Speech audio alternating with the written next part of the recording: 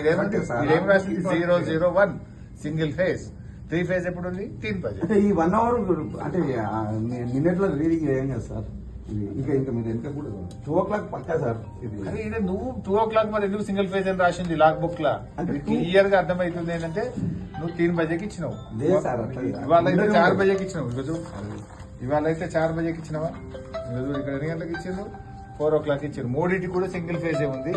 4 గంటలకు 3 ఫేజ్ వచ్చింది. ఎప్పుడు? ఇవాళ. నిన్న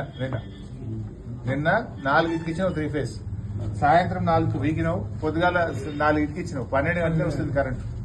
యాక్చువల్ అయితే 2 hours సార్ పర్మిషన్ అట్లుంది కానీ మీరు ఎందుకు కటింగ్ పెడుతున్నారు? మీ ఆపరేటర్ తప్ప, ఏడీ తప్ప, రేవంత్ రెడ్డి తప్ప. రేవంత్ రెడ్డి చెప్తానే నువ్వు 12 గంటలు. మరి ఎందుకు చెప్పుడేమో రేవంత్ రెడ్డి 24 గంటల కరెంట్ ఇస్తున్నారు రైతులకు అన్నాడు. ఇక్కడ చూస్తే 12 గంటల కరెంట్ వస్తుంది.